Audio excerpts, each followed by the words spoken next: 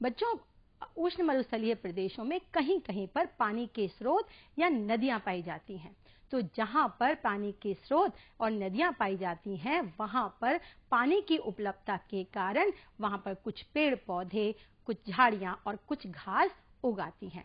और ऐसे स्थान किसी वीराने में एक बगीचे के समान दिखाई पड़ते हैं। इसीलिए ऐसे स्थानों को मरु उद्यान या ओएसिस कहा जाता है। क्योंकि ऐसे स्थानों पर जल उपलब्ध होता है, इसलिए यहाँ पर कृषि की जा सकती है और यहाँ पर प्याज, शकरकंद, तंबाकू, फलियों और मोटे अनाज की खेती की जाती है। देखिए, यहाँ पर आप चित्र में आपको एक मरु उद्यान दिख रहा होगा। यहाँ पर जल का स्रोत है, इस कारण यहाँ पर कुछ पेड़ पौधे उगाए हैं। लग रहा है ना ये वीराने में एक बगीचे के समान, तो इसीलिए इसे मरु उद्यान कहते हैं। अब जानते हैं उष्ण मरुस्थलीय प्रदेशों के जीव जंतुओं के बारे में। सोचो, जहाँ पर पानी बहुत कम हो, जहाँ पर वनस्पति भी बहुत कम हो, वहाँ पर किस प्रकार के जीव जंतु पाए जाते होंगे। बच्चों, इसी कारण, क्योंकि पानी की कमी है और पेड़ पौधों की भी कमी है, इसलिए उष्ण मरुस्थलीय प्रदेशों में बहुत कम संख्या में जीव और जंतु पाए जाते हैं। यहाँ पर केवल वही जीव जंतु पाए जाते हैं जिनको कम पानी की जरूरत हो और जो बहुत अधिक गर्मी को बर्दाश्त कर सके। अच्छा, आप एक ऐसे जंतु का नाम बताइए जो बहुत दिनों तक बिना पानी के रह सकता हो और रेत पर चल सकता हो। बताइए बच्चों, ऐसा कौन सा जंतु है? आप बिल्कुल सही पहचान रहे हैं, ऊंट। तो मरुस्थलीय प्रदेशों का जो मुख्य पशु है वो है ऊंट, और जो ऊंट होता है वो मरुस्थल में रहने के लिए अनुकूलित होता है। ऊंट के अलावा यहाँ पर कुछ और पशु पाए जाते हैं, जैसे कि भेड़ और बकरियां। इसके अतिरिक्त गर्मी से बचने के लिए यहाँ पर मांद या बिल बनाकर भी रहने वाले जीव जंतु भी पाए जाते हैं। उनमें प्रमुख हैं नेवला, सांप, बिच्छू, गोह, गीदड़, चिंकारा, लोमड़ी, रेगिस्तानी चूहा आदि। और यहाँ आपको चित्र में गोह दिखाई दे रही है, यह है नेवले का चित्र और यह है बिच्छू। ये उष्ण मरुस्थलीय प्रदेशों में बिल या मांद बनाकर गर्मी के प्रभाव को कम करने के लिए रहती हैं। बच्चों, जैसा कि अभी हमने जाना कि उष्ण मरुस्थलीय प्रदेशों का मुख्य पशु ऊंट होता है और ऊंट में कुछ ऐसे लक्षण होते हैं जो इसे मरुस्थल में रहने में मदद करते हैं। आइए एक नजर डालते हैं कि ऐसे कौन से विशिष्ट गुण इसमें पाए जाते हैं जिसके कारण ऊंट मरुस्थलीय प्रदेशों में आसानी से रह सकता है। बच्चों, आपने असल जिंदगी में या तस्वीरों में ऊंट जरूर देखा होगा और आपने ऊंट के जो पीठ होती है उस पर एक बड़ा सा कुबड़ भी देखा होगा।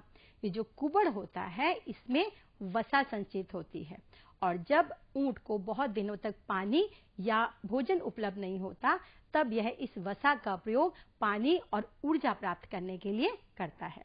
यानी जो ऊंट की जो पीठ में कुबड़ होता है इसमें वसा संचित होने के कारण यह ऊंट जो होता है ये कई दिनों तक बिना भोजन और पानी के आसानी से रह सकता है।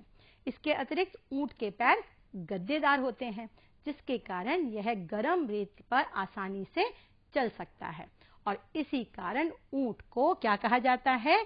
इसे मरुस्थल का जहाज कहा जाता है। इसके कारण क्योंकि यह बहुत आसानी से मरुस्थलीय प्रदेशों में रह सकता है। वहां पर यह सवारी और सामान ढोने के काम आता है। बच्चों, आपने जो असल जिंदगी में ऊंट देखा होगा या चित्रों में देखे होंगे, आपने देखा होगा उन ऊंटों की एक कुबड़ होती है, लेकिन मंगोलिया में 2 कुबड़ वाले ऊंट पाए जाते हैं। देखिए, ये जो आपको चित्र दिखाई दे रहा है ये इस ऊंट के 2 कुबड़ हैं। तो मंगोलिया में 2 कुबड़ वाले ऊंट पाए जाते हैं। अब सोचिए, जिस क्षेत्र की जलवायु बहुत विषम है, जहां दैनिक और वार्षिक तापांतर बहुत अधिक है, जहां पर तेज रेतीली आंधियां चलती हैं, आंधियां भी इतनी भयंकर कि बस्तियां तक उजड़ जाती हैं, वहां पर कितनी जनसंख्या निवास करती होगी। इन विषम परिस्थितियों के कारण मरुस्थलीय प्रदेशों में बहुत ही कम जनसंख्या निवास करती है और यहाँ पर बस्तियां जो हैं वो काफी दूर दूर बसी हुई हैं। इन विषम परिस्थितियों के बावजूद भी यहाँ पर कुछ जनजातियां निवास करती हैं। उनमें प्रमुख हैं अरब की बद्दू जनजाति और कालाहारी के बुशमैन। और ये लोग अपना जीवन यापन कैसे करते हैं? इनका मुख्य व्यवसाय है, अरब के जो बद्दू जनजाति है, यह इसका मुख्य व्यवसाय पशुपालन है और ये अपने पशुओं के साथ चारे और पानी की तलाश में एक स्थान से दूसरे स्थान पर घूमते रहते हैं। और कालाहारी के जो बुशमैन हैं, उनका मुख्य व्यवसाय शिकार करना है, यानी ये शिकार करके ही अपना जीवन यापन करते हैं। और बच्चों, जो मरुस्थलीय प्रदेश हैं, वहां पर अभी बहुत ज्यादा विकास नहीं हुआ है, परंतु इन क्षेत्रों के विकास के निरंतर प्रयास किए जा रहे हैं। जहां पर नदियों की घाटियां हैं और खनिज तेल उपलब्ध है, वहां पर रेल मार्गों और सड़कों का विकास किया जा रहा है, जिससे कि इन क्षेत्रों में आसानी से पहुंचा जा सके। इसके अतिरिक्त खनन व्यवसाय और उद्योग धंधों के विकास का भी प्रयास किया जा रहा है। जहां पर कृषि संभव है, वहां पर नदियों द्वारा सिंचाई के साधन उपलब्ध करवाकर सिंचाई कृषि को भी प्रोत्साहित करने का प्रयास किया जा रहा है। बच्चों, आइए मरुस्थलीय प्रदेशों के बारे में कुछ और भी जानें।